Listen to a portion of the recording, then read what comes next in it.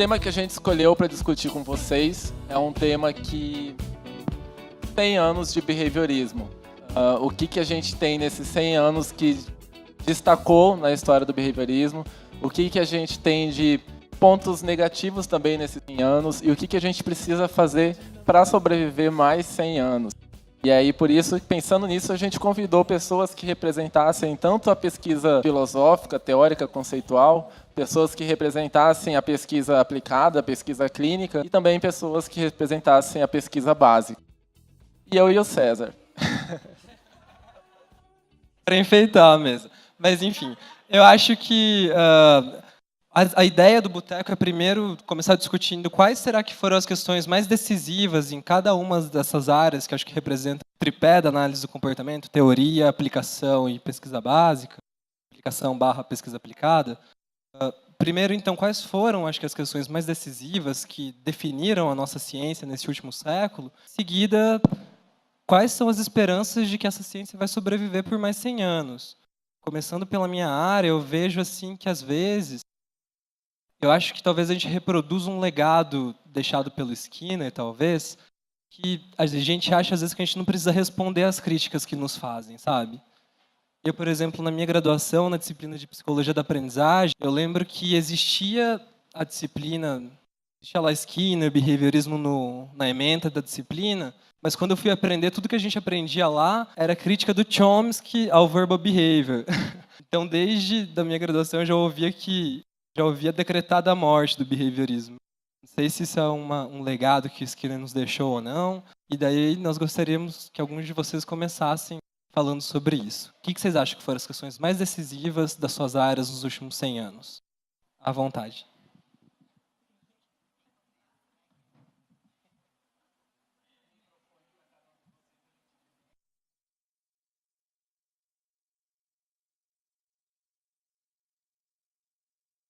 Bem, eu espero dizer alguma coisa que vocês, por aproximação sucessiva, modelem meu comportamento, alguma coisa razoável. Eu vou até dar uma sugestão de reforço. Caso eu passe no teste, uma cervejinha cai bem nos finalmente. Bem, eu penso que não dá para isolar momentos particulares. Então, como diria o Skinner, é um processo fluido e evanescente, que é o comportamento, e é o comportamento das pessoas que envolvem no behaviorismo, é o comportamento dos eventos que aconteceram ao longo dessa história de 100 anos. Quer dizer, se a gente se reporta apenas ao Watson, evidentemente, este foi um primeiro momento de impacto em 1913, quando ele, vamos dizer assim, publica o Manifesto Behaviorista, por duas razões fundamentais. Uma é porque ele sugere uma mudança que era muito cara, na época, em relação à estratégia metodológica, que era justamente a de substituir introspecção por observação. Não vamos discutir detalhes de introspecção e de observação, porque acho que nem vai caber isso, mas isso causa um impacto importante e é uma provocação para uma mudança significativa de rumos da ciência que se pretendia fazer ciência psicológica. E a segunda coisa é o fato de que o objeto de estudo da psicologia proposto tem um impacto também muito importante. Quer dizer, tratar como objeto da psicologia, então, o comportamento, também podemos discutir, são as relações comportamentais, enfim. Também muda muito todo um cenário de avanço da ciência que cuida, que olha para o ser humano, que olha para os organismos vivos. Eu acho prudente eu não falar mais nenhuma besteira, se é que eu fiz jus já ao meu reforcinho.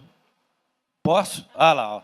Muito obrigado. Então, provisoriamente, vamos ficar por aqui. Pausa após reforço, é isso? Beleza.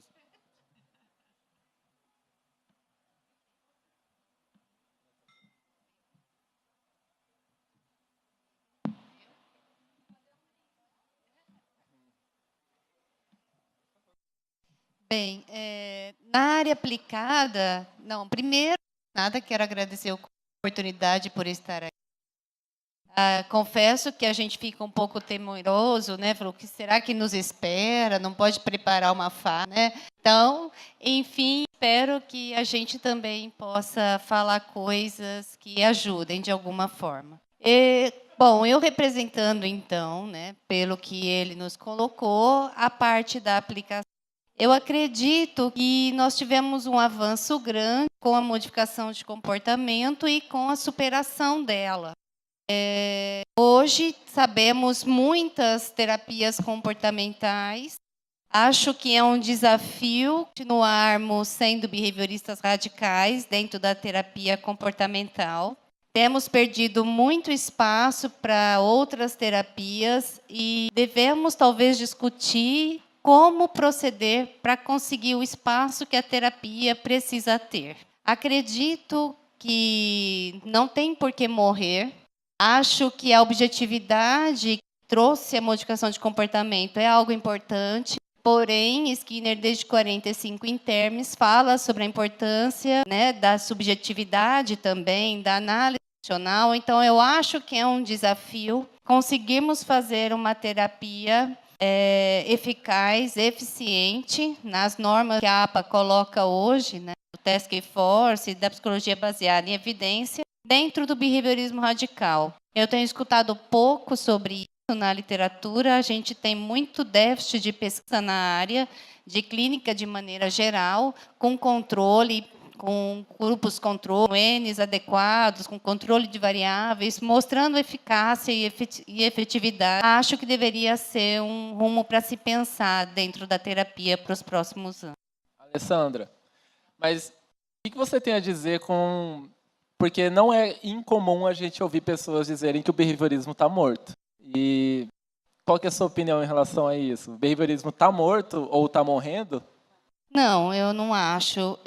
Eu fico surpresa porque, como eu trabalho com psicologia aplicada e trabalho com fenômenos, por vezes eu tenho que consultar N outras literaturas e descobrir variáveis que importam, tentar controlar isso da forma como podemos. E tenho que utilizar N metodologias para além do sujeito de N igual a 1.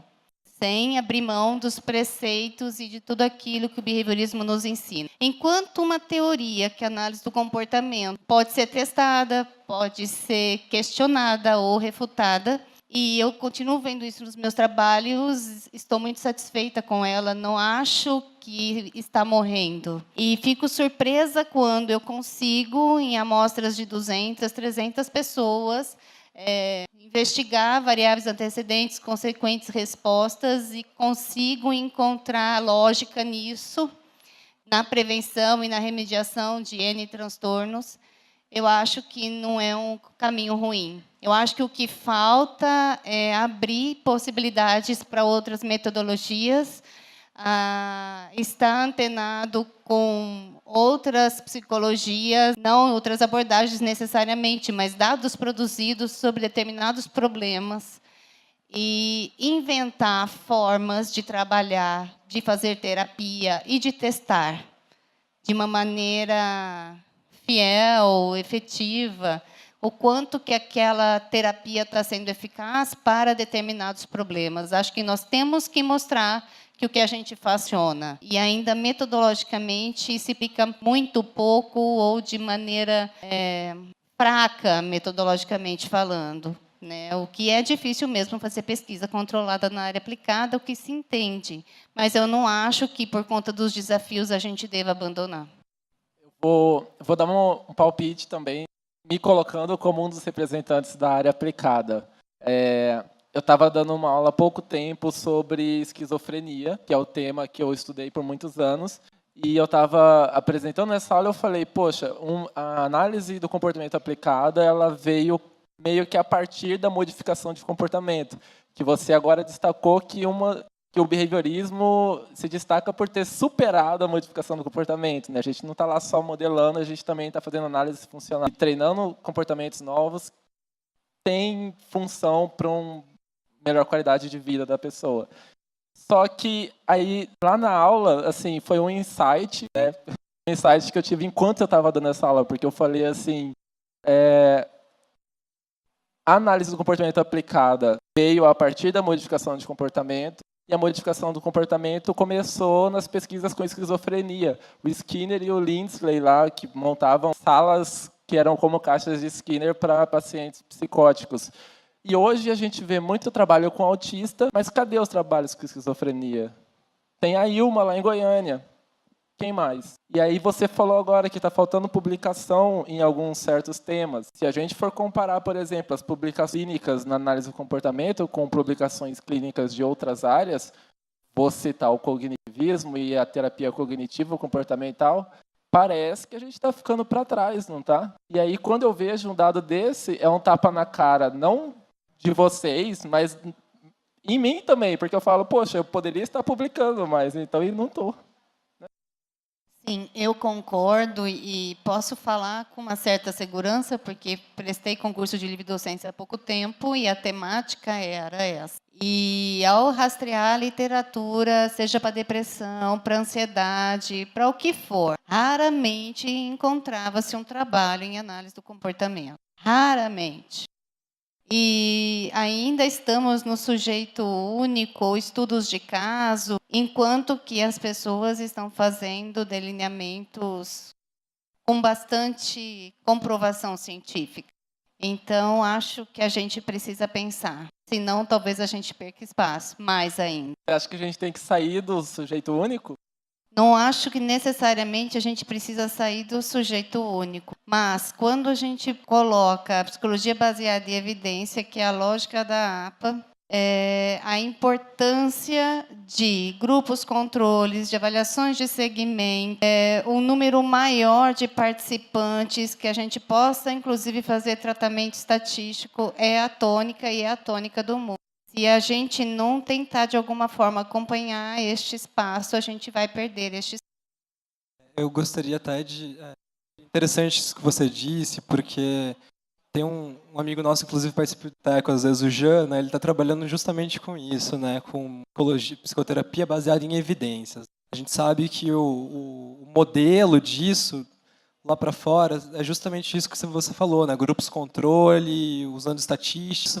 Isso foge, né, um pouco da nossa metodologia de sujeito único. Eu queria trazer um pouco para você, Raquel, alô. Obrigada, eu estou até nervosa já com essa. Então, eu acho que eu gostaria de ouvir você também. Primeiro, respondendo a pergunta inicial, né, sobre as questões que viram, mas depois em relação a isso. Será que a nossa metodologia, o nosso fetiche pelo método, como ele se desenvolveu na análise do comportamento do sujeito único, está nos cerceando a ousar mais, a fazer coisas diferentes? O que você acha disso? Eu acho o seguinte, nossa, vem tantas coisas à mente. Eu tenho essa licença poética, tá, gente? Eu própria me dei essa licença poética. Porque é o seguinte, eu acho que essa questão ela pode ser comparada com a questão de até que ponto a gente deve modificar a nossa linguagem, deixar de usar termos como controle, reforço, punição, para que as outras pessoas possam nos entender, né? A história da metodologia de sujeito único, eu acho que, enfim, eu concordo realmente com muitos autores que falam que está sim no cerne do que a gente faz, porque a gente estuda comportamento. Comportamento são as coisas que organismos fazem. Não existe, né, tecnicamente falando, estritamente falando, não existe comportamento de um grupo. Então, o seguinte, a gente vai mudar a nossa metodologia. Eu não acho, honestamente, que a gente deva mudar uma metodologia assim, para ser compreendido, ponto. O nosso objetivo é entender comportamento, entender as variáveis de controle do comportamento, né? Então, a gente tem que tentar fazer isso de uma forma que a gente consiga se comunicar com outras ciências. Claro, a gente tem... E, ao mesmo tempo, a gente tem que se preocupar com controle experimental, né? Então, isso me remete também à história há muito tempo se fala que existe uma lacuna, e eu concordo, que existe uma lacuna entre pesquisa básica, como você disse, barra pesquisa aplicada, né? Então, o Don Reik, em 1988, já dizia que há 15 anos antes, as publicações, os periódicos e também cursos de pós-graduação em análise do comportamento, eles são claramente divididos em termos de pesquisa básica, e aí a gente tem análise experimental do comportamento, e aplicação, né? Que hoje eu acredito que está se chamando de ACA, né? Análise comportamental aplicada. Foi esse o nome que eu ouvi recentemente. Behaviorista adora sigla, né? ACA, JABA, Todo mundo adora sigla, na verdade. Mas, enfim, análise comportamental aplicada é a análise experimental do comportamento. Então, a gente tem o GEAB de um lado, a gente tem o JABA do outro, né? A gente tem cursos onde vão se formar pesquisadores básicos de um lado e cursos ou professores que vão orientar em análise comportamental aplicada do lado. E o meio do caminho é um contínuo, né? A gente precisa preencher essa lacuna de alguma forma, e as pessoas têm falado muito nisso. A história da pesquisa translacional, que agora é pop, né? Tem gente que, alguns autores falam hoje, é o futuro. A gente tem que fazer pesquisa translacional, que é aquele tipo de pesquisa onde você está preocupado em descobrir princípios básicos do comportamento e, ao mesmo tempo, você está preocupado com desenvolver e analisar intervenções. Raquel, eu queria a sua opinião com relação àquele artigo do Redinger. Henry Redinger, o que aconteceu com o behaviorismo. Esse cara aí, quando ele fala assim que o que aconteceu com o behaviorismo, ele vai levantando algumas hipóteses, por que ele está bem ou mal, enfim. E aí ele apresenta que uma das possibilidades do behaviorismo estar meio assim nessa rixa com outras abordagens seria porque os pesquisadores básicos eles estão estudando demais temas muito específicos e aí eles se fecham no seu laboratório para estudar aquelas coisinhas e sem pensar na aplicabilidade delas. É uma questão muito polêmica. É uma questão assim, extremamente polêmica. Meu papel é esse, levantar a polêmica. É um assunto sobre o qual as pessoas têm, geralmente têm opiniões passionais. Né? Pessoas como Critchfield, por exemplo, publica aí no Behavior Analyst, etc., defendem que, de fato, o pesquisador básico tem que ter visto para aplicação. Até porque é quase antiético um pesquisador básico preocupar com o que o Sisman, eu vou usar um termo que o Sisman usou em 1960 naquele livro dele clássico de metodologia, chama de masturbação intelectual. A gente não deve ficar só preocupado com os princípios básicos do comportamento e ficar dentro do laboratório, estudando lá patologia, pombologia, né? E perder de vista aplicações, porque tem muita gente com muitas necessidades muito importantes se preocupar com isso. Por outro lado, exatamente. Aí o pessoal fala, não, a gente tem que fazer... Por isso que a pesquisa translacional é tão importante, né? Porque você está com o pé na aplicação e você está com o pé na pesquisa básica. Então, você tenta descobrir princípios comportamentais ao mesmo tempo que você está tentando desenvolver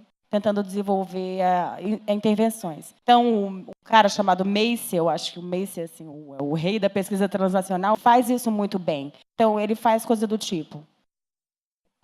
Pensa em intervenções para um determinado tipo de problema, e aí, durante a intervenção, surge uma questão sobre os princípios comportamentais envolvidos, aí ele volta para o laboratório, aí o experimento 2 é com ratos, aí ele estuda aquele princípio, e aí depois ele percebe alguma coisa e ele fala, olha, funciona dessa forma aqui. Será que funciona? Porque é uma questão empírica, né? Será que funciona dessa mesma forma na aplicação? Ele vai lá. Então, tem essa ida e volta de uma forma muito clara nas pesquisas dele, que eu acho que é um bom exemplo de pesquisa translacional. Mas a pesquisa translacional é muito difícil. Porque, olha só, você está com o pé lá no contínuo, você está com o pé na aplicação e outro na pesquisa básica, você tem que tomar cuidado para não rasgar o meio. E não fazer pesquisa ruim. Pesquisa sem um bom controle experimental, que, por não ter um bom controle experimental, não é generalizável, porque não te dá informações adequadas a respeito da sua variável independente. Legal esse exemplo que você deu, eu me lembrei de novo do Skinner e o Lindsay lá, porque o Skinner nunca foi terapeuta, nunca preocupou tanto com a clínica, em desenvolver teoria clínica, mas quando ele montou lá os primeiros estudos em psicose, né, esquizofrenia, a ideia era, poxa, se eu coloco um rato aqui, eu consigo colocar esquemas de reforçamento, será que funciona com gente? E aí ele montou as salas experimentais, que era basicamente isso, né? Funcionou com o rato, então faz igualzinho com o humano, e dá, só para ver. Muito problemático isso. Aí o pessoal fala assim, vamos desenvolver modelos experimentais. E aí é problemático. Tem gente que aqui consegue falar disso muito melhor do que eu. Mas um dos problemas é você dar um salto que você descobriu no laboratório para aplicação como se fosse exatamente a mesma coisa. É uma questão empírica. A gente tem que preencher essa lacuna de alguma forma. Eu acho que as pessoas discordam, algumas pessoas discordam passionalmente sobre como preencher essa lacuna. Então, essas pessoas que falam você tem que ter vistas à ação, acham que você tem que sempre preencher a lacuna nesse contínuo, de uma forma sempre olhando para aquele ponto, para a aplicação. E as pessoas que defendem a pesquisa básica, sem necessariamente se preocupar com isso, acham que a gente pode estar restringindo muito a descoberta de princípios comportamentais e acham que, princípios comportamentais são leis do comportamento. Então, se eu tenho um modelo, eu estou até necessariamente restringindo. Se eu falo, por exemplo, que eu vou estudar variabilidade comportamental porque se aplica à criatividade, eu estou restringindo, né, como um princípio básico do comportamento relacionado à variabilidade comportamental. Se é um princípio básico, necessariamente se aplica a outra situação, não só o fenômeno de criatividade. Assim como hoje tem se falado muito em ressurgência comportamental como um modelo para recaída de abuso de drogas. É muito mais do que isso. Então, eu acho que também tem essa questão de entender o que é um princípio comportamental. Então, esses pesquisadores básicos que acham que a gente não tem que necessariamente olhar naquela linha reta ali para a aplicação, acham que a gente tem que entender, a gente tem que fazer o máximo possível para desenvolver o conhecimento do nosso objeto de estudo, que é o comportamento, de uma forma completa e tomando cuidados metodológicos para que você tenha um bom controle experimental e você possa ir completando aí o conhecimento sobre esse contínuo de uma forma segura, né? Que você não vá tentar abrir as pernas demais, se rasgar no meio e, ao mesmo tempo, que você chegue. Claro, a aplicação, todo mundo se interessa em aplicar. Lembra que a gente começou questionando o que você achava, né, sobre essas novas tentativas? Será que a gente teria que extrapolar um pouco os nossos métodos mais tradicionais para talvez entrar em consonância que está sendo exigido, por exemplo, métodos artísticos, né, grupo controle, esse tipo de coisa? Professora Bibi, eu queria a sua opinião em relação, assim, me lembro, acho que é de 71, essa Skinner, ele dizia que ele falava sobre uma prática cultural, entendendo a ciência como uma prática cultural, ele dizia que uma cultura, para ela será presumivelmente mais forte se ela puder evitar o respeito excessivo pela tradição e o medo da novidade, por um lado, e mudanças excessivamente rápidas, por outro. Do ponto de vista dos problemas filosóficos candentes assim do behaviorismo, você acha que a gente tem dado ouvidos a esse alerta? Você acha que a gente tem dado ouvidos a esse alerta? Conseguir achar um equilíbrio entre um respeito excessivo pela tradição, transformar o behaviorismo numa doutrina, num dogma, e, ao mesmo tempo, evitar mudanças excessivamente rápidas e irresponsáveis, epistemologia e etc. Bom, eu gostaria de agradecer o convite que vocês fizeram. Vou responder sua pergunta, mas queria antes dizer o seguinte.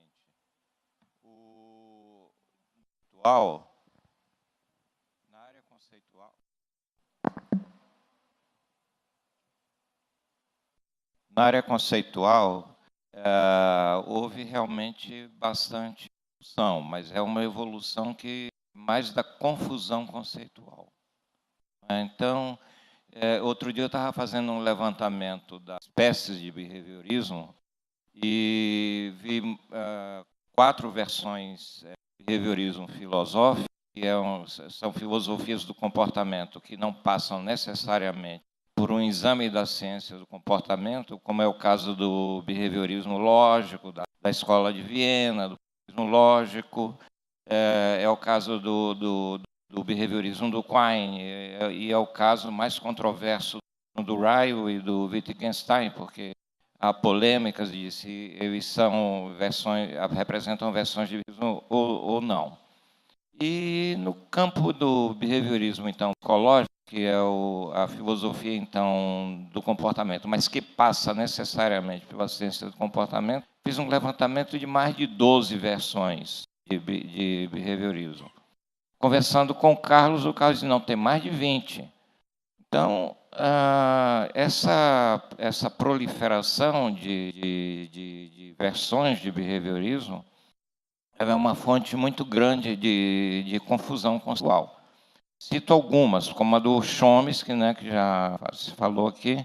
Quer dizer, o Chomsky faz uma leitura do livro Verbal Behavior de Skinner usando a linguagem de Clerk-Hull. É um behaviorismo, mas não é a linguagem do Skinner. Depois, em 2 textos hoje famosos de 2 autores, um chamado McCorkle e o outro Mill, eles fazem uma crítica em que eles dizem, olha, não dá para levar em consideração a análise do Chomsky porque ele simplesmente não entendeu a linguagem do Skinner. Mas, entretanto, a crítica do Chomsky ficou mais conhecida do que o livro do Skinner. E mais conhecida, lamentavelmente, até pelos próprios filósofos. Então, isso é uma situação grave. 2 outros equívocos que o Skinner já desfez em 1945, no texto de definição operacional dos termos psicológicos, foi que o behaviorismo que ele estava defendendo não tinha nada a ver com o behaviorismo metodológico.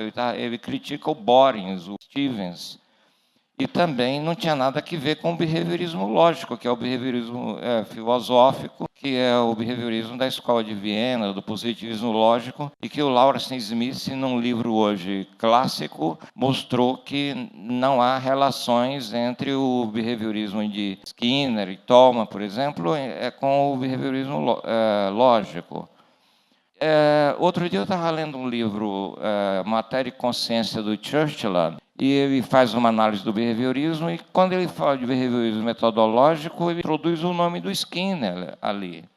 Olha, é muita confusão conceitual. Então, eu queria dizer que a questão da análise conceitual, ela tem sua justificativa porque existe confusão conceitual, que a análise conceitual, o objetivo dela é desfazer essa confusão conceitual. Então, esse é um ponto que eu gostaria de deixar estabelecido, e eu diria também mais uma coisa, antes de responder à questão que o César me colocou, que talvez um texto que você possa tomar como um início de análise conceitual e talvez como um texto até de leitura inicial, quando se for estudar o behaviorismo e a própria ciência do comportamento, seja o livro About Behaviorism de Skinner, que ali ele faz uma brilhantíssima análise conceitual. Então, aquilo é um belo modelo de análise conceitual.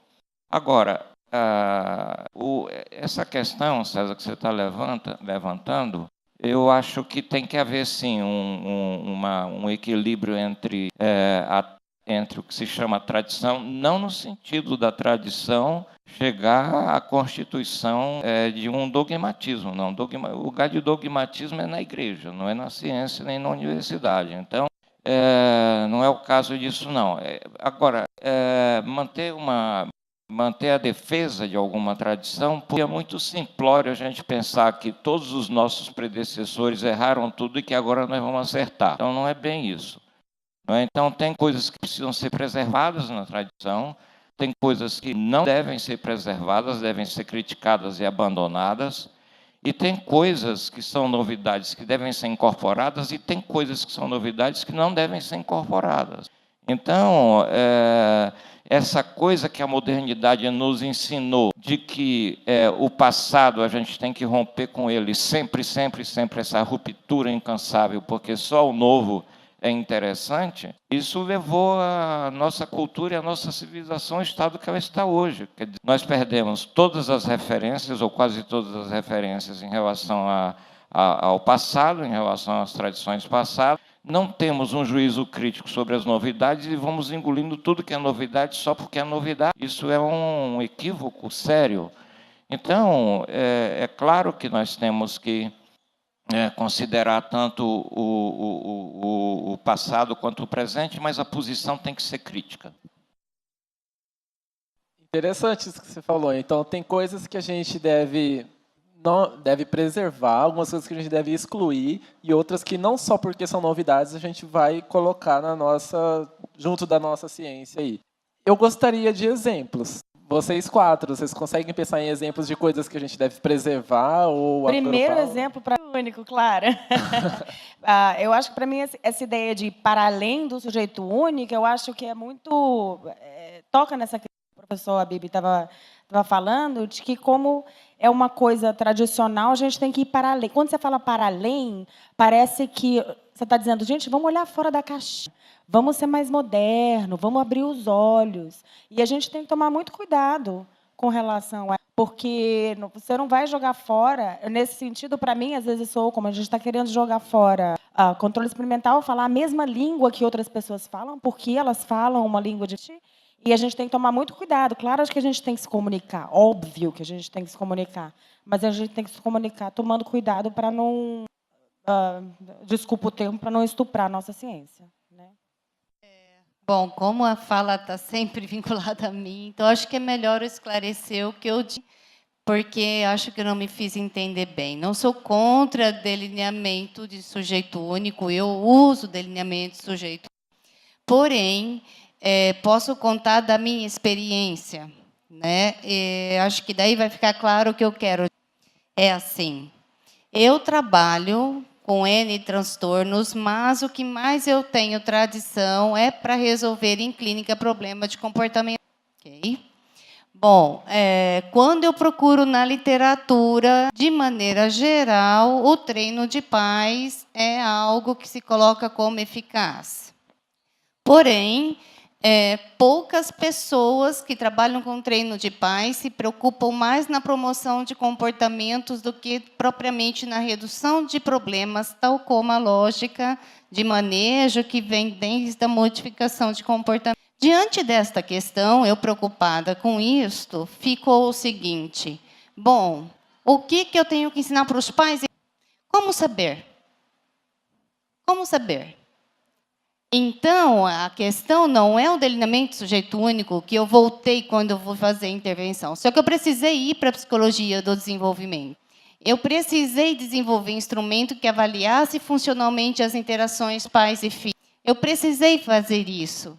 E precisei usar de estatística para arrumar os dados, para eu conseguir identificar o que importava nessas relações que preveniam ou que prediziam problemas de comportamento. Então, o que eu quero dizer não é nada contra o delineamento de sujeito único, muito pelo contrário, que depois que eu mapeei todas essas questões e essas variáveis, né, tentando controlar grupos e tendo controle experimental dentro da psicologia do desenvolvimento, eu consegui montar um procedimento de intervenção com pais, em que, em 4 meses, essas crianças deixam de ter problemas de comportamento, porque eu ensino a elas aquilo que os estudos de desenvolvimento e caracterização me indicaram. Portanto, a temática que eu quero dizer.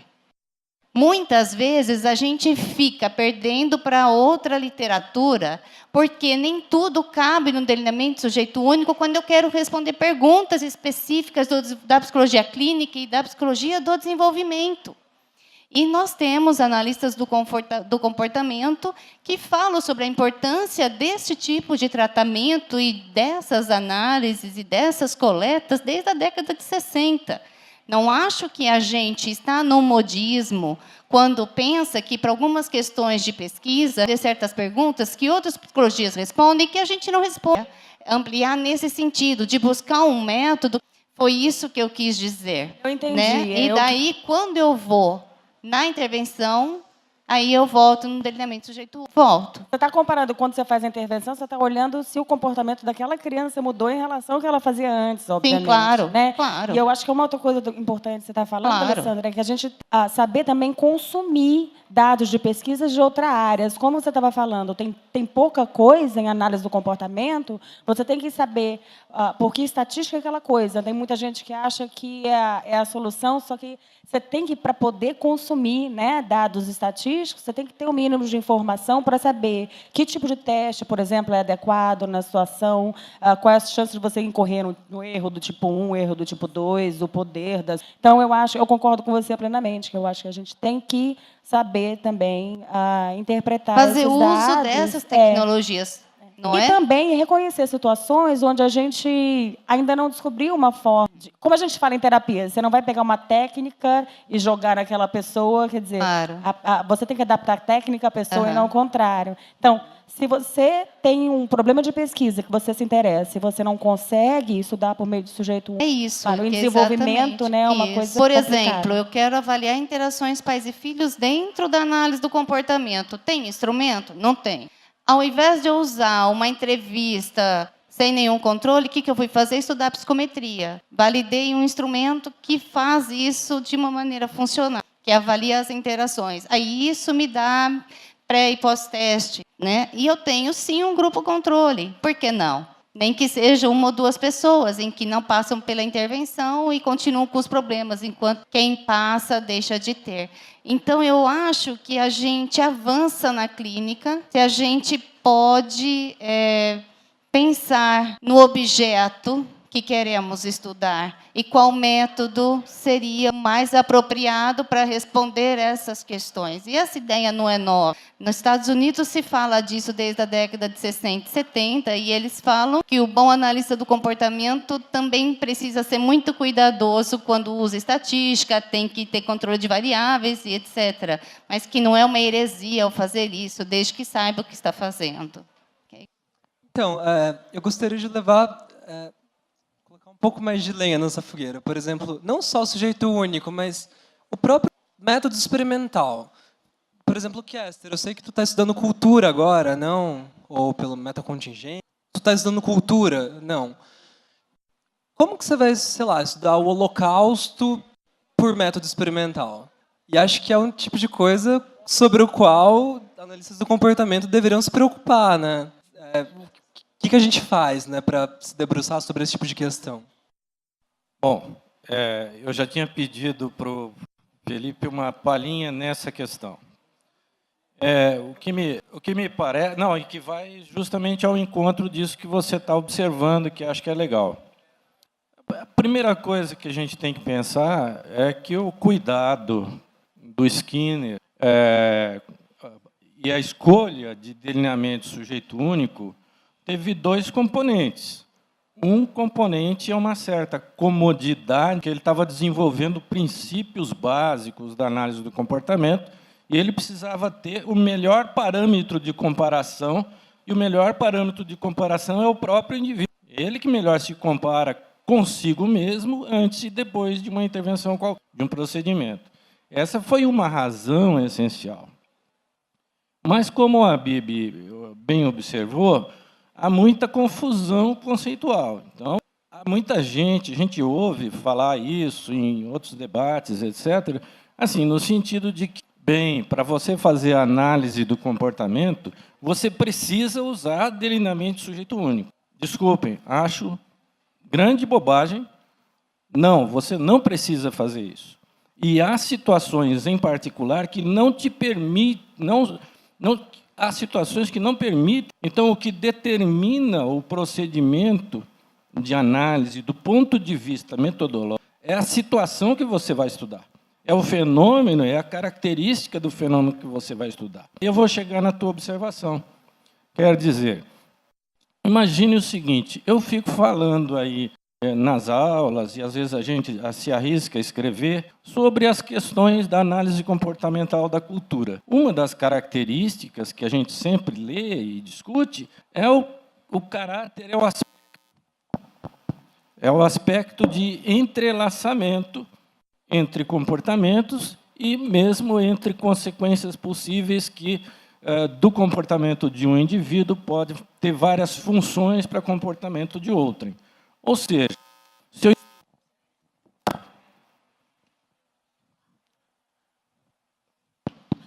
fazer uma observação séria, não estou vendo ninguém beber aí. E aqui está sobrando, né? Mas tudo bem. Então, vamos imaginar o seguinte, a gente está estudando uma situação de cooperação. Bom, pela própria definição, por mais intuitiva que a cooperação, ela tem implicações para a observação de comportamento de duas ou mais pessoas, de modo que não exclui o comportamento de outrem. Necessariamente, a consequência para o comportamento resulta de dois comportamentos ou mais interligados, entrelaçados. Então, eu já não tenho sujeito único necessariamente nessa situação. Não. Você pode ter uma unidade de análise que implique mais do que um indivíduo. Isso você pode. Tá? Então, a tua unidade de análise são 2 pessoas, 3 pessoas, 5, 10, depende da situação. Mas a confusão que existe é nesse sentido. Pensar que eu tenho que pegar o indivíduo A e o indivíduo B, analisar o seu comportamento. Não, tem 2 coisas. Uma é um conjunto de consequências para o comportamento do indivíduo que faz parte do sistema cooperativo, e outro é um resultado dessa interação entre essas pessoas que participam do processo cooperativo, que vale para todos ou para uma parte deste grupo. Como a Raquel bem mencionou, o Skinner tem uma metáfora lá nos textos dele, onde ele mostra exatamente, o grupo não se comporta, né? Embora ele diga que o efeito das atividades feitas em grupo pode ser maximizar as consequências relativamente ao indivíduo. Mas o grupo não se comporta. Em última análise, consequência funciona para o indivíduo. Bem, mas voltando a n igual a 1 e coisas do tipo, como a Alessandra mencionou, JABA, GEAB, as pesquisas nesse sentido. O que deve determinar nossa estratégia, no meu modo de ver, é o objeto de estudo. E pior, ou melhor, é o seguinte, a gente sempre está em busca de uma coisa que a gente imagina que é altamente objetiva, que é conseguir uma confiabilidade dos dados, mas confiabilidade dos dados, que é uma coisa objetiva que a gente procura, é altamente subjetiva. Percebe? Então, tem muitos outros problemas. Não dá para a gente ficar se detendo em cada qual, mas sempre fica à vontade de falar, dar palpite nisso que vocês também estão comentando. Kester, eu queria perguntar uma coisa. Você está falando aí, vocês estão falando das questões conceituais, das confusões conceituais. Uma que eu vejo muito é a história de n igual a 1, né? Que eu já ouvi muita gente falando que em pesquisa de sujeito único só usa um sujeito. Isso não é, só para esclarecer, isso não é verdade. Inclusive, tem gente que diz que chamar de n igual a 1 é uma descaracterização, né? Porque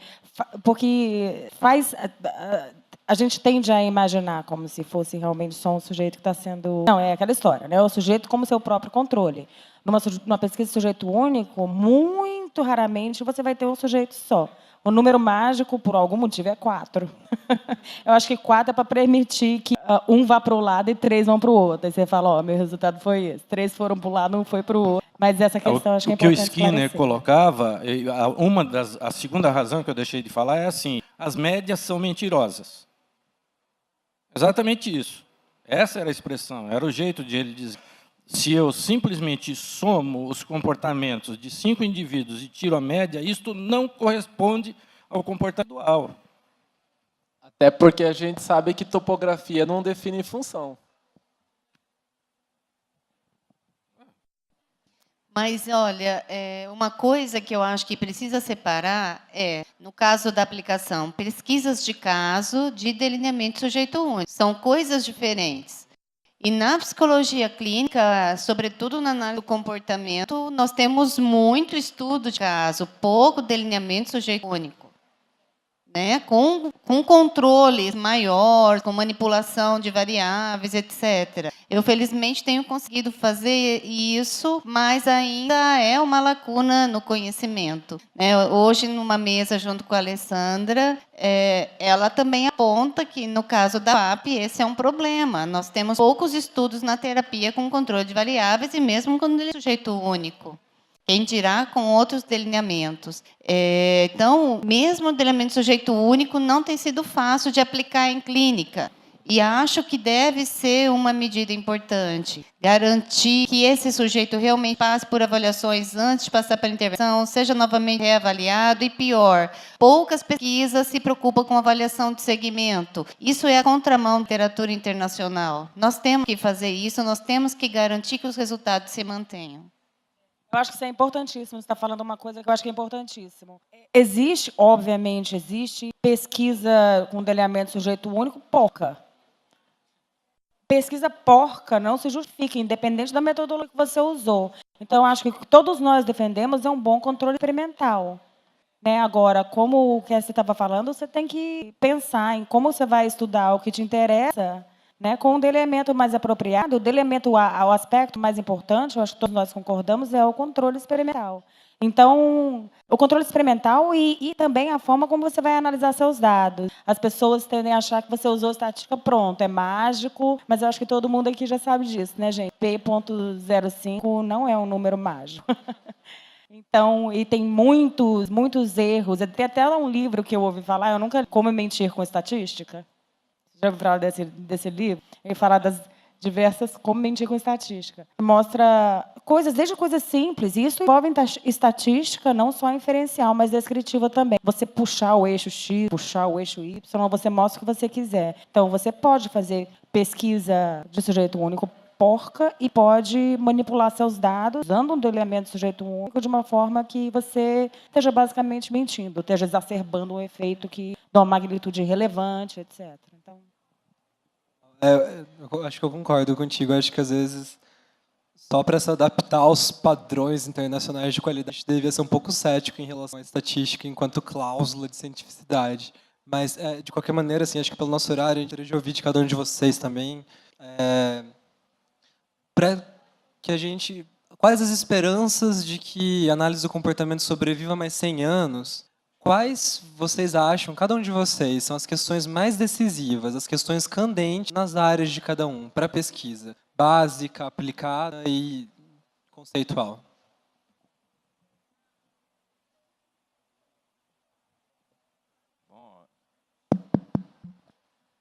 Bem, eu não sei julgar se o behaviorismo tem 100 anos.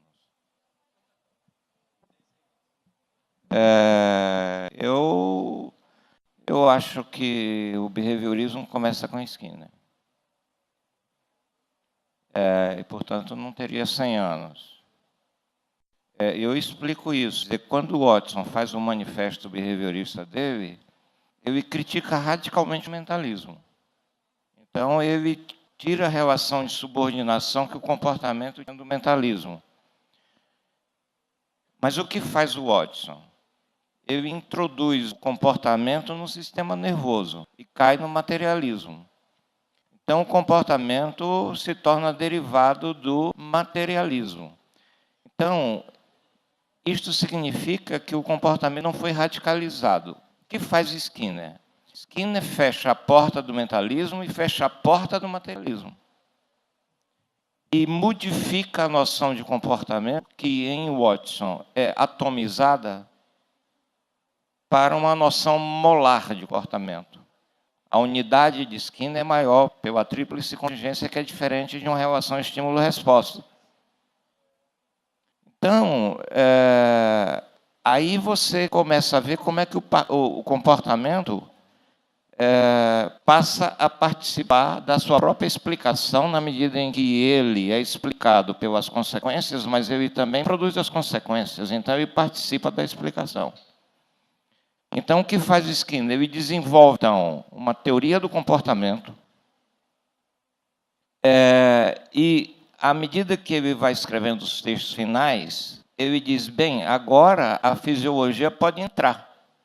Porque, então, o comportamento não vai se tornar dependente da fisiologia. O mentalismo continua censurado. Mas o comportamento agora não vai depender da fisiologia, porque o comportamento adquiriu, pelas mãos dele, uma constituição que em Watson não tem, porque a própria definição de comportamento, em termos de estímulo e resposta, é jogada para o sistema nervoso. Então, eu acho que o behaviorismo começa com a ideia de radicalização do comportamento, e é por isso que nem coloca o termo radical, quer dizer, não foi radicalizado, não chegou à raiz. Então, se eu não me engano, é o texto de 53, não sei se é 53, né? Aquele texto, são necessários os conceitos, as teorias da aprendizagem são necessárias, acho que é 53, não é? É onde explicitamente ele faz a crítica ao sistema. É 50? É onde ele faz a crítica ao sistema nervoso conceitual de Pavlov, por exemplo, de Sherrington, não é? Quer dizer, ele não aceita nada daquilo. Aí, quando ele trancou a porta para a fisiologia, ele trancou a porta para o materialismo. Então, não há nem mentalismo, nem materialismo em Skinner. Ou seja, ele não operou uma redução epistemológica como o Watson operou, que reduziu o comportamento à fisiologia, e ontologizou o comportamento em termos de materialismo. Então, eu acho que a história do behaviorismo começa com Skinner, não começa com Watson. Portanto, não teria 100 anos. Certo? Agora, se ele vai viver mais 100 anos, então, se ele não tem 100 anos, é mais fácil ele viver mais 100 anos. Não é verdade? Então, veja bem. Depois, eu não me preocupo com essa ideia de que uma filosofia morre, porque a filosofia tem fôlego de gato. Vocês acham que Platão morreu? Que Aristóteles morreu? Não, tem aí comentaristas aí, né, de Platão e de Aristóteles até hoje. Mas o behaviorismo morreu de igual. O behaviorismo é uma filosofia. Não é a ciência do comportamento. É uma filosofia, como diz Skinner, e uma filosofia que morreu. Digo, ela vai renascer já em algum outro canto. Então, não me preocupo com isso, não. Agora, eu acho, e agora eu falo essa tese aqui para a psicologia de um modo geral, e aí o Watson tem um mérito, porque, e aqui eu sigo uma observação de Merleau-Ponty. O Merleau-Ponty disse que o Watson deu uma contribuição fundamental para a psicologia quando colocou o comportamento como objeto de estudo, porque ele disse como é que nós víamos estudando o comportamento. Você colocava o problema mente-corpo lá e derivava o comportamento ou da mente ou do corpo. O Merleau-Ponty diz, não, é ao contrário, o comportamento é a base, e a mente e o corpo vem depois. O que é que faz o Merleau-Ponty? Primeiro capítulo da estrutura do comportamento, comportamento reflexo. Segundo, comportamentos superiores. Terceiro, ordem física, ordem vital, ordem humana. Quarto capítulo, aí vem o problema mente-corpo, quer dizer, a noção de comportamento ela é a base da psicologia, e isso você pode verificar não só no behaviorismo, agora, no Merleau-Ponty, eu dou o exemplo do Koffing, no seu livro Psicologia da Forma, ele diz, olha, a psicologia estuda a mente, a consciência e o comportamento, mas é mais fácil começar pelo comportamento e achar um lugar para a mente e a consciência e fazer o contrário. Não é? O Piaget diz também, olha, a gente estuda a consciência quando pode, quando não pode, o que estuda é o comportamento. Então, se eu pudesse dizer em que as diversas psicologias se constituíram depois do projeto da psicologia científica de Wundt e de James no final do século XIX, o que há de identitário? É que o comportamento é fundamental. Agora, há filosofias do comportamento, a do Piaget é diferente do Skinner, do Koffing, etc. Então, tem essas diferenças. Agora, o que é que o Skinner faz? Ele radicaliza a noção de comportamento e parte, então, para discutir os processos chamados mentais, e é por isso que eu até sugeri a leitura de análise conceitual do que é o About Behaviorism, porque ele vai fazer isso, né? Ele apresenta os conceitos de comportamento e depois ele vai analisar pensamento, vai analisar memória, vai analisar solução de problemas, etc. e tal. Então, ele vai de baixo para cima. Então, eu não acho que o behaviorismo vai morrer. O que eu acho que vai morrer as pessoas que não entendem o que está sendo dito. As pessoas com certeza vão morrer, não é? Então, então vão morrer. Mas o behaviorismo não.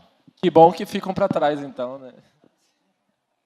Eu acabei de descobrir por que não costumam servir cerveja em congressos. É porque vontade de ir no banheiro no meio das falas, né?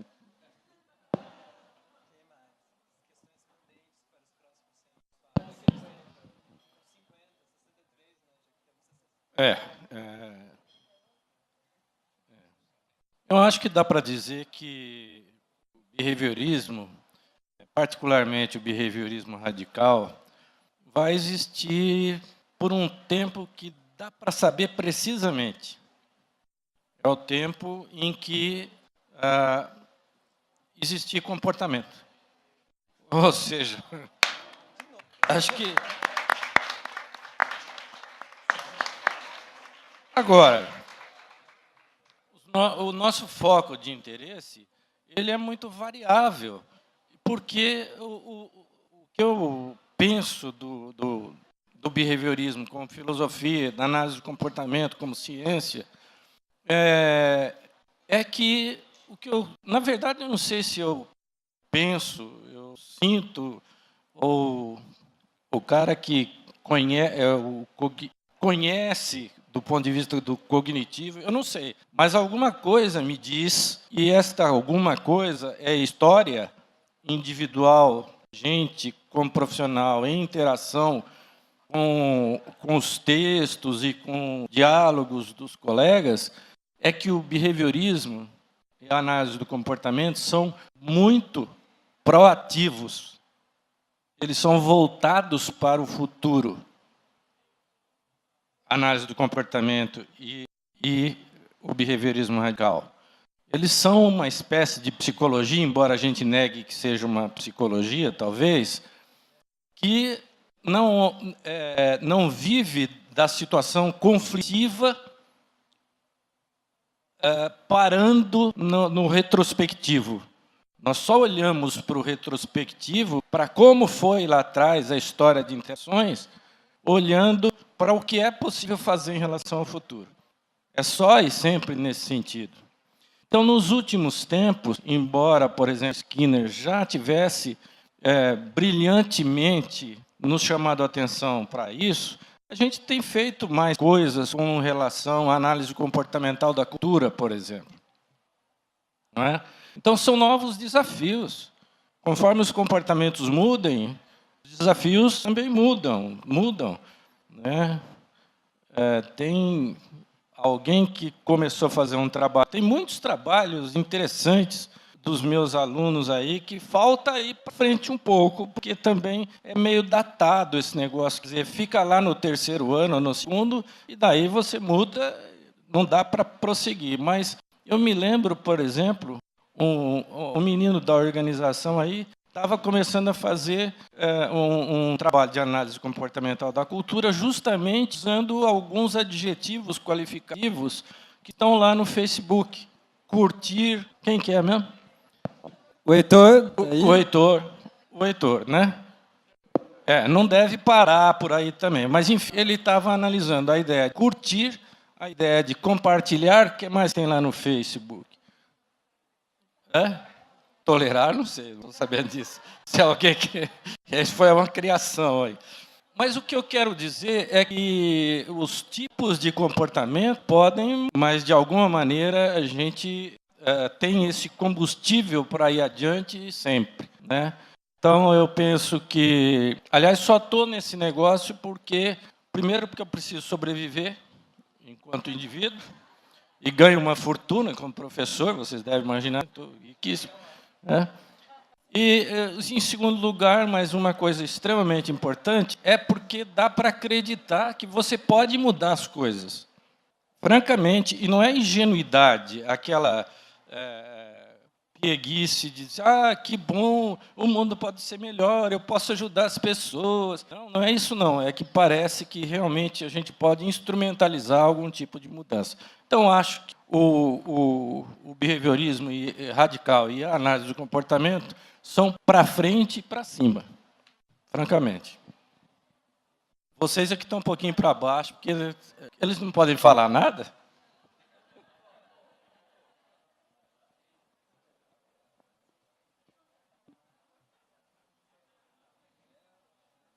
Bem, indo na direção do que o Kester falou, eu acho que temos que ir à frente e podemos fazer muito. Algo que ainda me parece, no campo da psicologia clínica, que poderíamos avançar é a tônica da psicologia preventiva. Nós fazemos clínica na universidade, nós fazemos clínica nos consultórios, ótimo, né? Estamos fazendo um papel importante. Porém, é surpreendente quando eu avalio 300 crianças e descubro que 60% delas já lá com 5, 6, 7 anos, indicadores de problemas de ansiedade ou disruptivos. E elas estão levando a vida delas, que ótimo. Porém, essas crianças têm boa chance de desenvolver problemas mais sérios na adolescência e vida adulta. Então, acredito que o analista do comportamento tem este filão também na mão para ir até essa população e propor intervenções preventivas. A psicologia preventiva aqui no Brasil está em poucas universidades e, sobretudo, no Sudeste.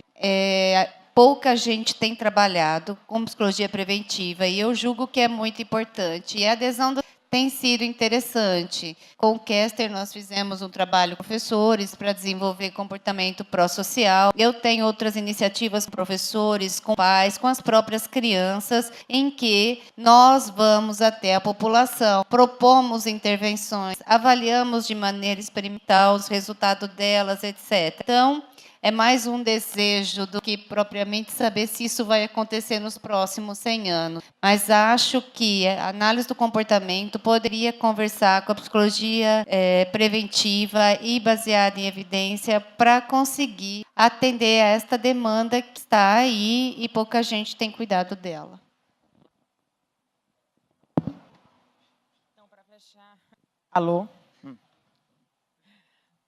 A responsabilidade é grande. Mas, enfim, com relação à análise experimental do comportamento, a pesquisa básica, eu acho que sim, vai sobreviver os próximos... quantos anos? 63? 63 está bom, né? Eu acho que sim. Eu acho que as preocupações que eu tenho as pessoas não acharem que... Tem essa ideia de que nós descobrimos todos os princípios comportamentais básicos e, portanto, nós podemos já mover, né? Já ir embora para a aplicação. E eu acho que isso é uma ideia muito perigosa. Porque não é verdade. E uma outra preocupação que eu tenho é com relação a como a gente vai preencher essa lacuna desse contínuo. Eu estava falando antes da pesquisa básica para aplicação, que a gente preencha de uma forma responsável e cuidadosa e que a gente não passe, vamos dizer, para um método mais hipotético, dedutivo, cedo demais. A gente comece, eu acho que está tendo uma tendência, a gente vê isso muito no GEAB, com a pesquisa básica, a gente já está testando teoria, né? E eu acho que, às vezes, pode ser que a gente esteja fazendo isso um pouco cedo demais. Eu não vou entrar nessa questão do método hipotético, dedutivo, indutivismo, e acho que isso pode ficar para outro boteco, né? Mas é uma preocupação que eu tenho com relação a isso. Mas eu acho que sim, a gente vai sobreviver. Estamos precisando de gente para fazer pesquisa básica, tá, galera? Candidatos, né, a doutorado, a mestrado. E a gente quer ouvir vocês, galera. Perguntas, comentários. A gente já está 1 hora conversando já, então a gente tem que abrir também para vocês. Então a gente gostaria de ouvir os comentários e as perguntas que vocês têm a fazer para a gente.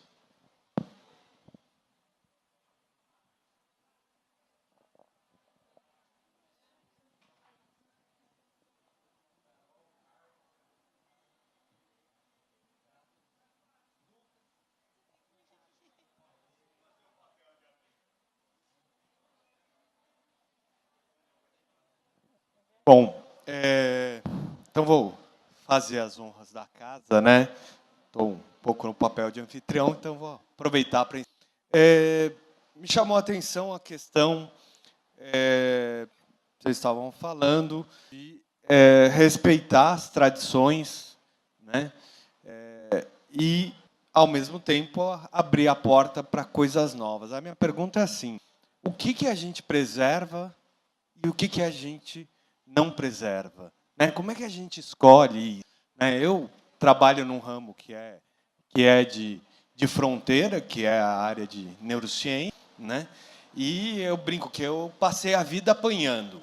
Né? Eu apanho dos neurocientistas porque eu sou behaviorista. Né? E eu apanho dos behavioristas porque eu sou um neurocientista. Né? Esse é um dilema de vida. Né? Quer dizer, o que a gente pode abandonar, né? O que a gente deve abandonar e o que a gente pode incorporar nessa história. Né? Fica aí a pergunta para vocês.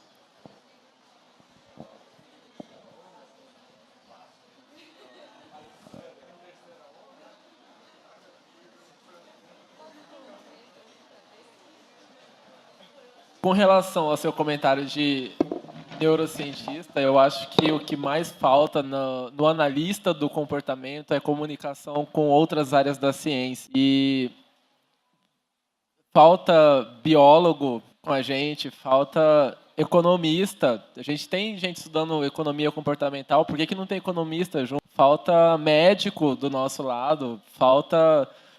Poxa, parece que a gente está virando um clubinho fechado. Daqui a pouco a gente está igual os psicanalistas aí, com seus montes de cursos fechados. E aí eu vou ter o...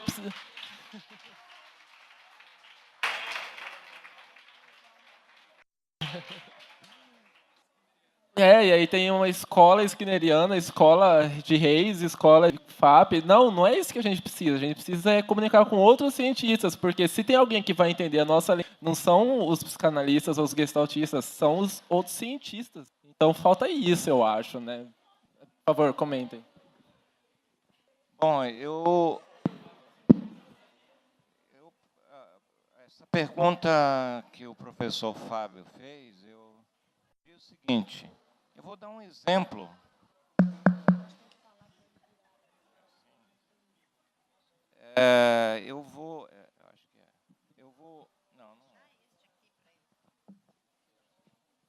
Eu vou dar um exemplo que vem do próprio Skinner. Quando a gente fala em análise do comportamento, a gente pensa ciência do comportamento, não é? É verdade, ciência do comportamento. Mas se pegarmos os últimos textos do Skinner, ele vai dizer o seguinte, ele vai dizer, olha, o comportamento, ele depende de consequências naturais, de consequências culturais, de consequências reforçadoras.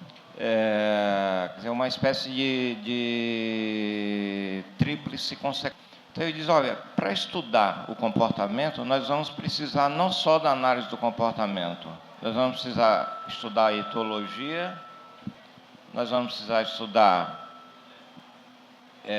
a antropologia, que são as ciências da variação, que são a análise do comportamento, a etologia e a antropologia. São ciências que lidariam com a gênese do comportamento.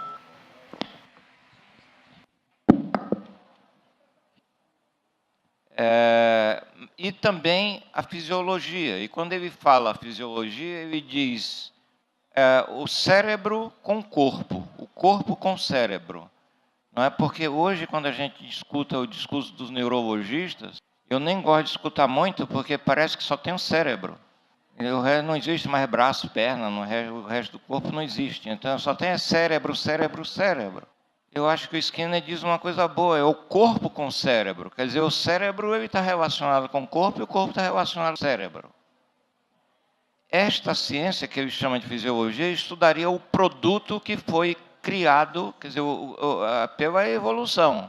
Então, se a análise do comportamento é ciência do comportamento, a expressão ciência do comportamento não pode ser reduzida à análise do comportamento, porque o Skinner abriu essa discussão.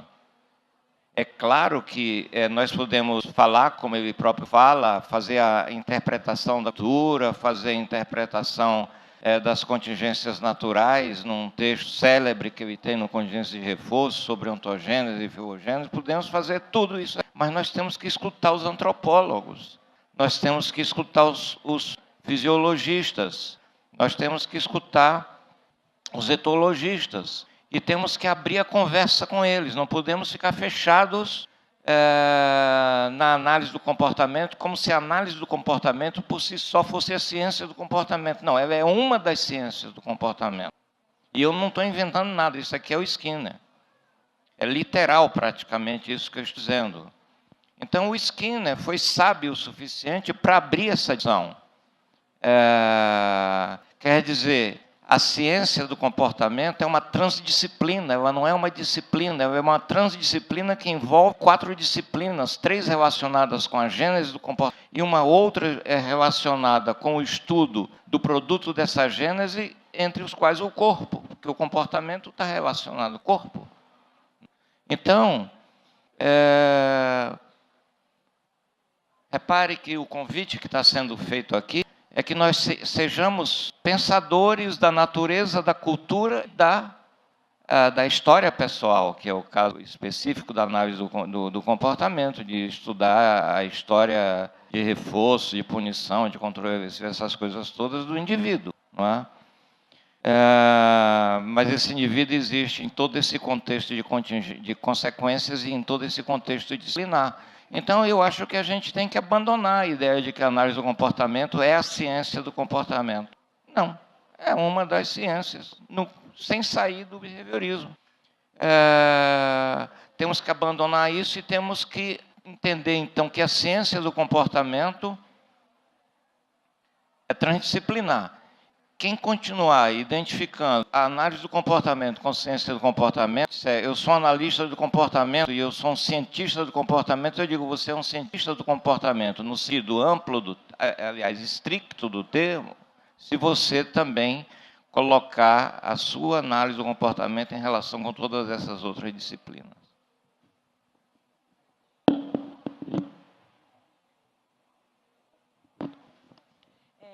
Eu achei muito boa a pergunta do Fábio, né? A questão que não quer calar e a colocação aqui do Habib com relação a isso. Eu vou dar um exemplo, eu acho que fica muito óbvio. Me veio à mente, tá? Quando você fez essa colocação, Fábio, a minha experiência pessoal com a gestão do comportamento em organizações, né, o OBM, a análise aplicada do comportamento em organizações.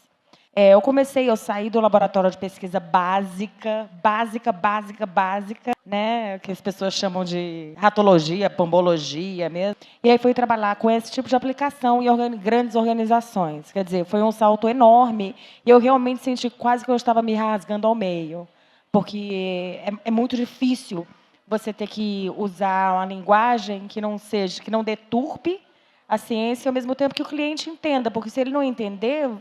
E aí eu comecei a ler, né? E a cada vez que eu li, eu tinha assim, síncopes nervosas, lendo os livros de organizacional e tal. As pessoas, eu via muito isso, analistas do comportamento, usando uma linguagem que eu, na minha formação muito restrita, muito exigente com relação à terminologia usada, era complicado. Então, vou dar um exemplo. Eu li uma tal de regra 80-20, que eles usavam.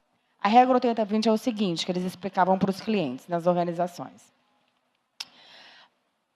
Mais ou menos 80% das causas do comportamento estão em consequências e só 20% estão em antecedentes. E é importante a gente saber isso, porque a maioria das intervenções que a gente usa nessas organizações são intervenções em antecedentes.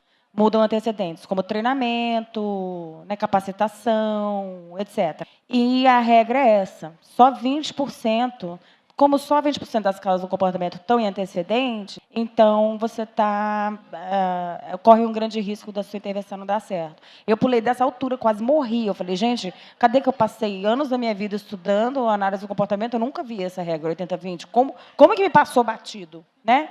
Como? E eu estava conversando com uma pessoa que eu estava falando para ela justamente disso. Ela trabalha com organizacional do ponto de vista comportamental, e eu estava falando com ela sobre esse uso terminológico completamente errado, etc. E falei para ela: você acredita que eu vi uma tal de regra 80-20 e tal? E ela falou: foi meu chefe que inventou. Eu queria me esconder, né, num buraco. Mas aí ela estava explicando, depois que eu tentei me reerguer, ela estava explicando que tem uma tal de lei de Pareto, eu acho que é o nome, que as pessoas em organizações conhecem muito, que diz, olha, que mais ou menos dos fenômenos, né, 80% das causas desse fenômeno em X e só 20% estão em Y. Então, a história, que é uma coisa realmente muito comum. Então, por exemplo, né, 80% dos recursos do mundo estão alocados para 20% da população e coisas assim. Como esse pessoal em organizações sabe da lei de Pareto, essa história da regra 80-20 clica, e eles tentam usar qualquer coisa, porque você tem 5 minutos com o presidente daquela organização, só tem 5 minutos para convencê-lo de que você pode fazer um trabalho legal usando a análise do comportamento, sem falar análise do comportamento.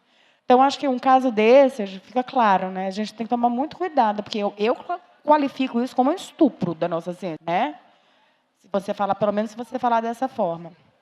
Mas até que ponto? É a questão da linguagem também. E também da metodologia, né? Até que ponto a gente abre. Esse é um caso óbvio, mas tem muitos mais casos que não são.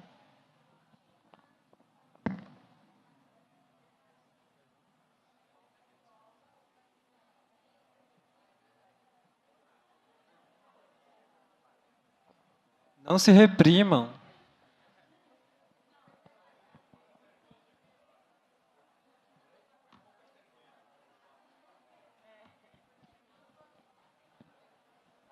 Não, pergunta, gente. Acho que a Daphne quer perguntar alguma coisa, talvez, não? Carol, Carlos, Lucas, não? Wesley, não quer perguntar nada?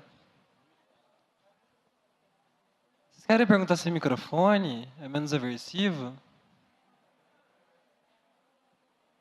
Não é possível que ninguém queira perguntar.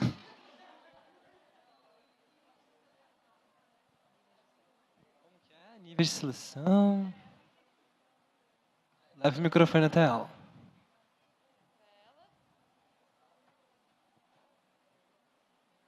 Quem? Eu não sei quem é.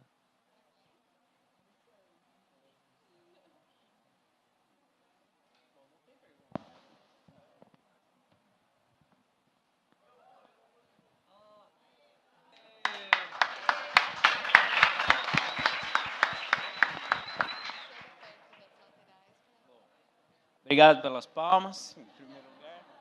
Mas muito se falou sobre a pesquisa e tudo mais. E eu queria saber de vocês, ao longo desses 6 anos, o que vocês acham da prática clínica na análise do comportamento? O trabalho dos clínicos que vem sendo desenvolvido. Trabalho na clínica, de forma geral, porque a gente vê que a clínica comportamental no Brasil, ela é bastante forte, né? Diferente de diversos outros países. Aí queria saber a opinião de vocês ao longo desses 100 anos. Bom, sinceramente, eu acho que, com relação à prática clínica, a gente tem um conhecimento muito extenso, a gente tem uma prática muito boa, mas que precisa ser melhor divulgada. Outra coisa, a gente tem muita coisa de clínica, de outras abordagens, que a gente ainda não consegue aplicar na análise do comportamento. Veja, a psicologia nasceu com Freud, que era clínico, e psicoterapia.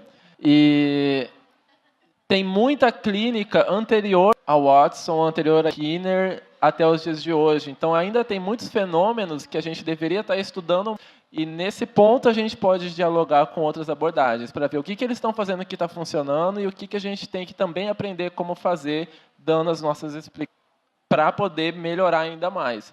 Eu acho que a gente tem uma clínica muito boa, a gente deve estudar mais, principalmente olhando para os outros clínicos, o que eles estão fazendo, aprender a partir deles. E a gente deve aproveitar esse boom da aba com autismo e aproveitar essa fama que a gente está ganhando para tentar generalizar essa fama também para outras aplicações que não só o autismo.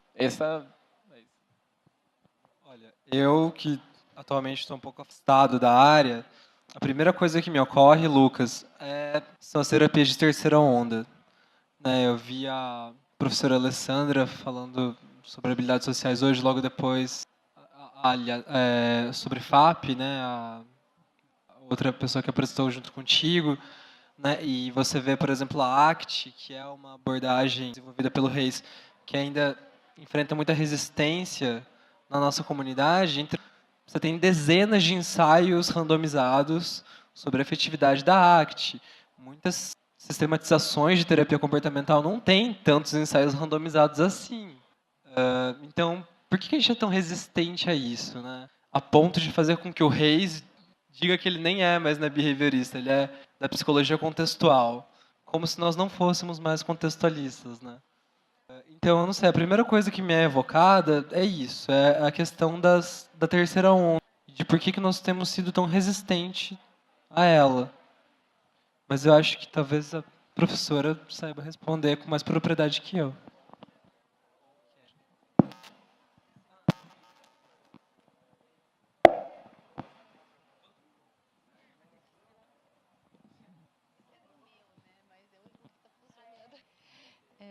Bom, eu concordo com as outras pessoas que falaram.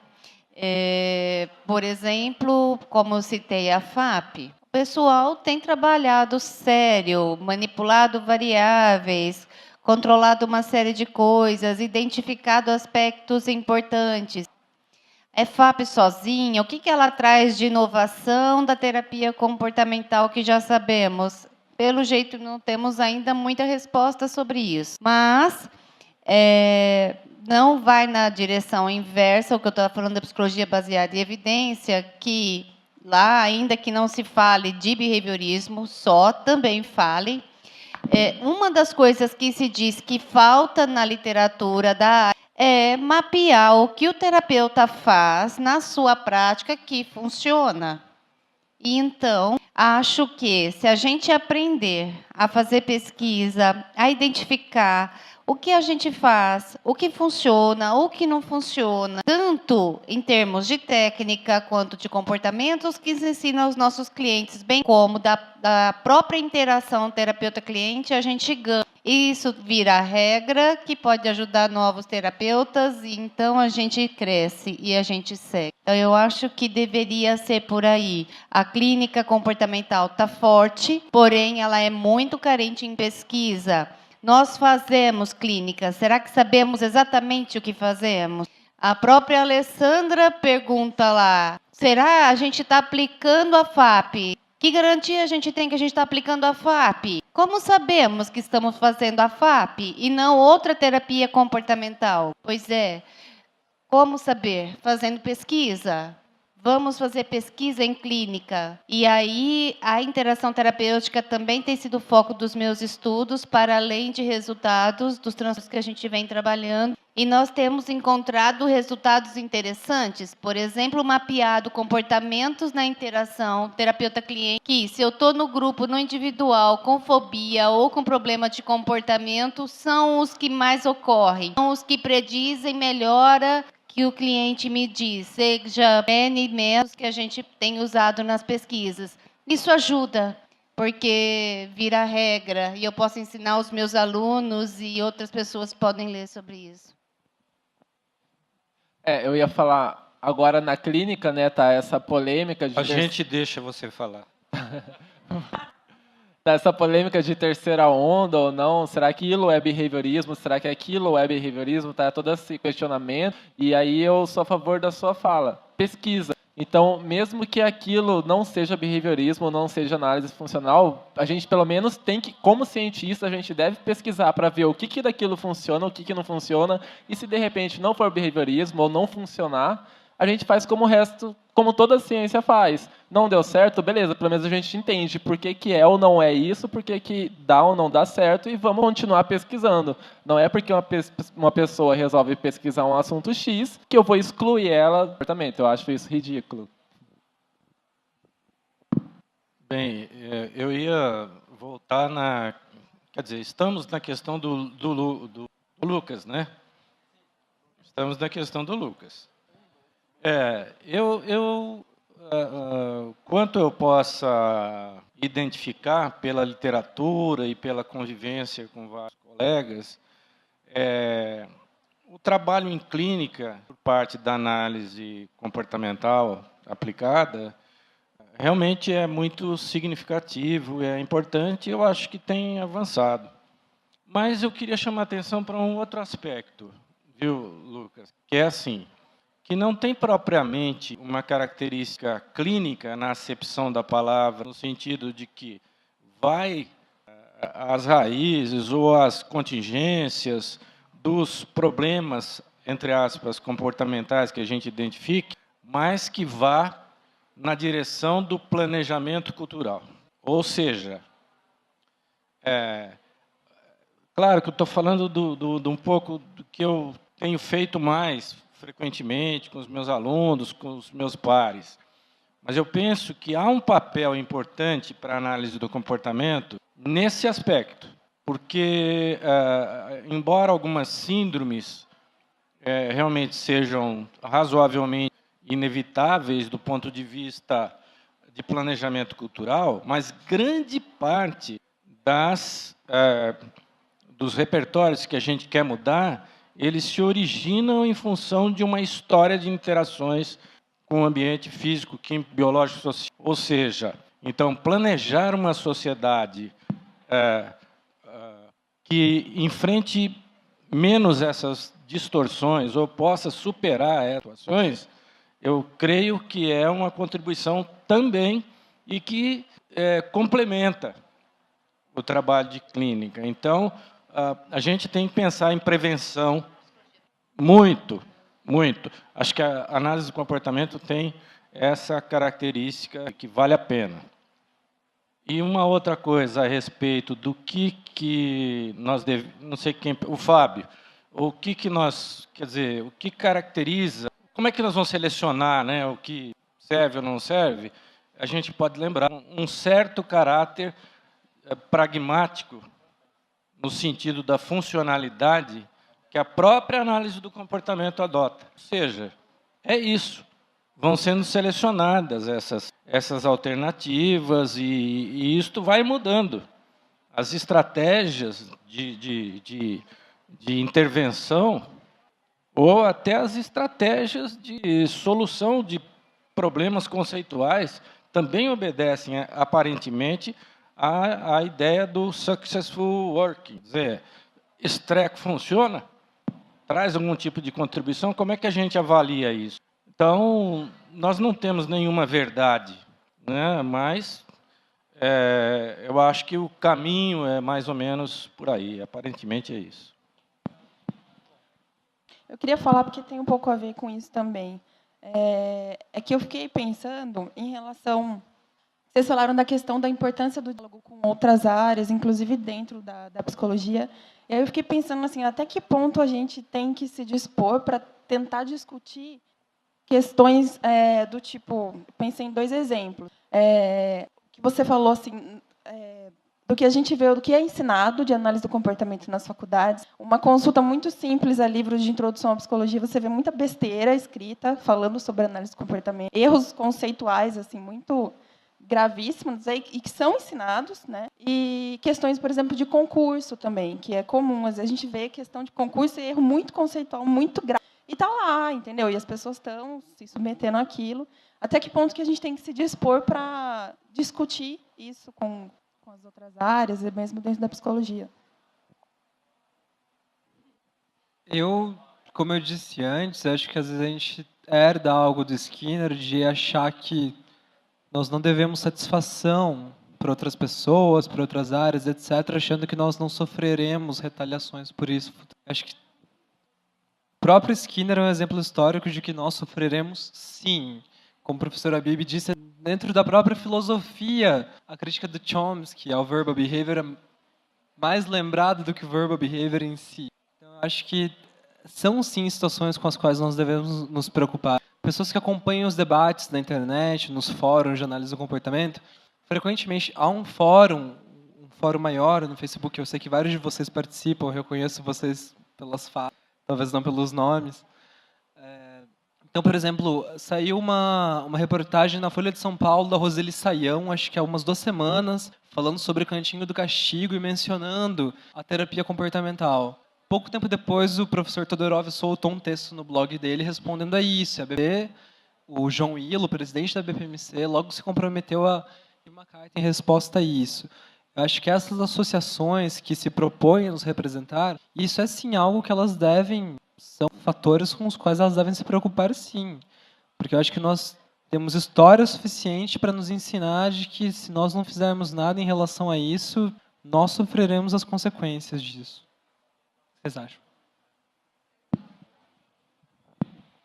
Esse pois não foi bem genérico assim, né? Mas então, na gestão anterior da BPMC, tinha acontecido também como chama? ENAD, né? Que é o Exame Nacional aí e tinha 2 questões equivocadas. Só tinha 2 questões de análise do comportamento, as 2 equivocadas. Então, a gente nós preparamos um texto, mandamos para a professora, era a Marta, né?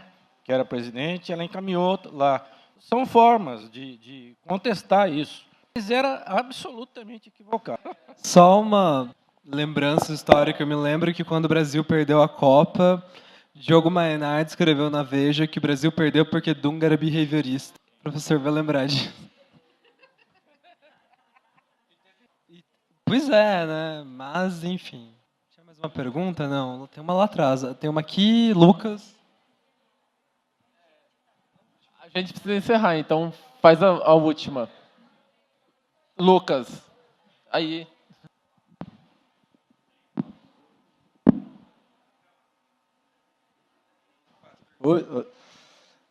Quando a gente vê na mídia, principalmente na mídia de massa, a gente vê as explicações repletas de termos mentalistas. Eu queria saber como vocês acham que a gente tem que lidar com isso, se isso é bom ou ruim, o que vocês acham?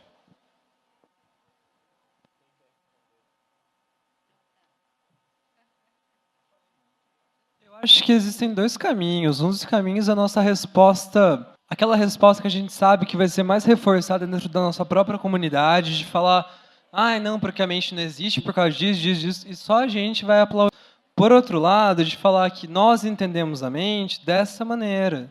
Acho que essa é uma maneira que talvez as outras pessoas nos deem ouvidos, que não vai nos circunscrever a nossa própria comunidade, porque às vezes eu tenho essa impressão da análise do comportamento, sabe? Que nós ficamos o tempo todo pregando aos convertidos. E acho que isso é um problema muito grande. Acho que se a gente analisasse nosso próprio comportamento, ou seja, sob controle do que nós estamos, quando nós damos uma resposta a uma notícia desvairada, talvez a gente agisse de maneira mais efetiva.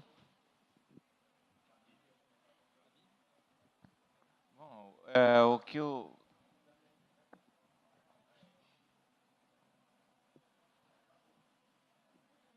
ia falar, o César, de certo modo, já falou, só vou complementar um pouco. Eu acho que a gente pode continuar usando o vocabulário mentalista. Não é? O próprio Skinner usa o vocabulário mentalista, mas a gente entende esse vocabulário de outro modo. Não é?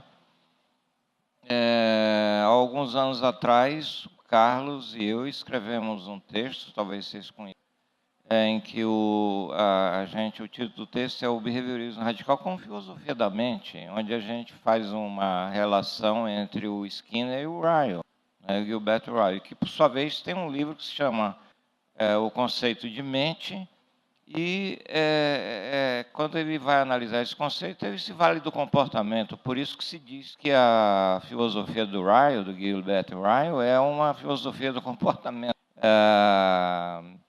Quando o Merleau-Ponty, no seu livro A Estrutura do Comportamento, vai falar também dos comportamentos superiores, que são os comportamentos complexos, tipo pensamento, memória, imaginação, etc., ele também se vale dessa linguagem do comportamento. Então, o problema é que a gente não deve se assustar pelo fato de que a linguagem esteja substancializada com o conceito de mente, onde A mente seria algo que passaria ali atrás daqueles termos e que a gente podia fotografar ela, né? Quer dizer, mas não dá para fotografar a mente.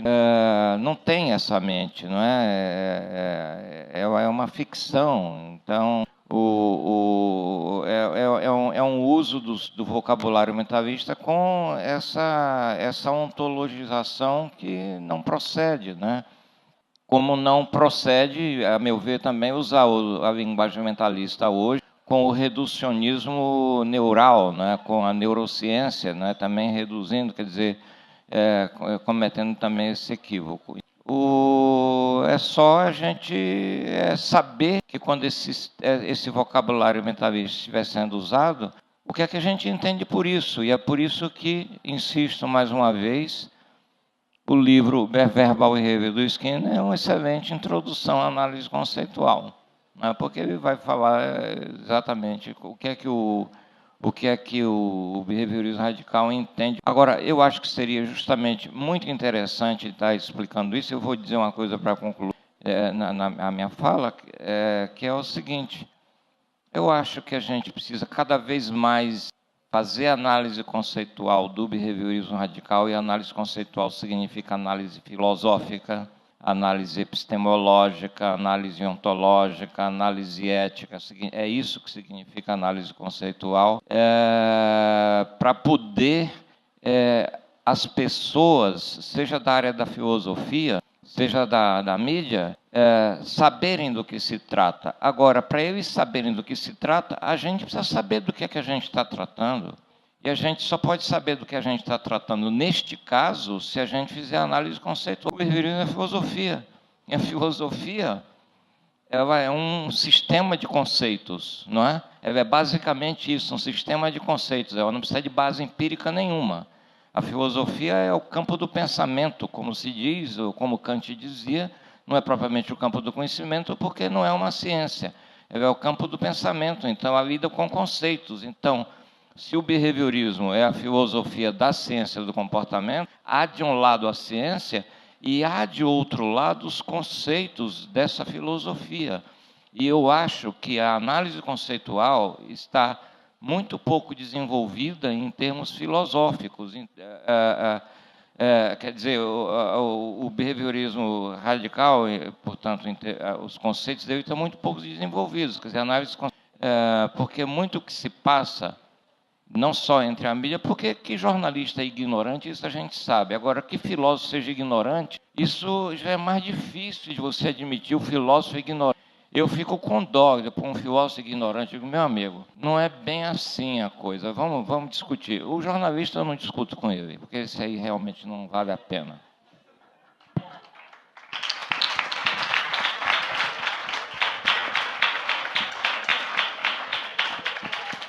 Obrigada, gente. Kester, você pode encerrar, por favor? Não, isso é pós-chave de ouro, que a chave de ouro já aconteceu. É muito rápido.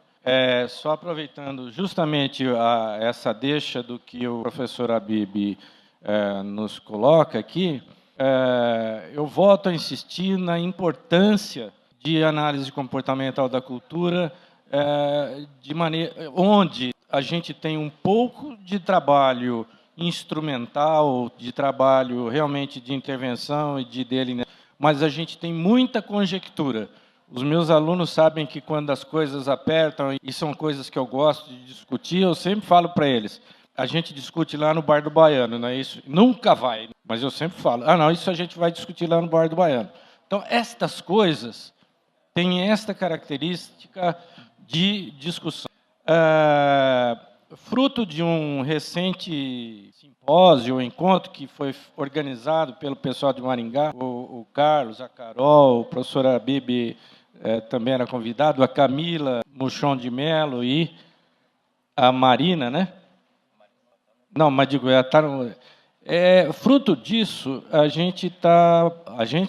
eu sou partícipe disso, mas o pessoal de Maringá, a Carol, o Carlos, estão organizando um livro que a gente espera que saia no começo de 2014, mais ou menos é isso, né? Nunca se sabe a editoria, mas esperamos isso, que se chama, você lembra, Bibi?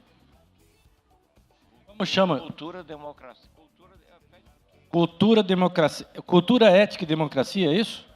Cultura, democracia e ética, que vai tratar justamente de uma série dessas questões prospectivas, olhando para esse futuro e que vem justamente se coadunar com o objetivo desse boteco behaviorista que posso dizer que foi tão bom. Pronto.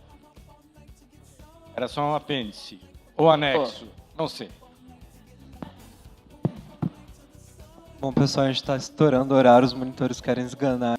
Só quero agradecer realmente a presença de todos. O Boteco é uma tentativa de divulgação científica que eu e o Felipe começamos há um pouco mais de um ano atrás. A gente nunca imaginou que fosse chegar a isso. A gente está muito feliz em relação a isso. Obrigado pela presença de todos e Felipe.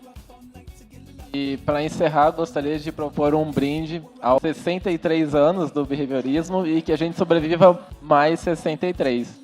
Obrigado.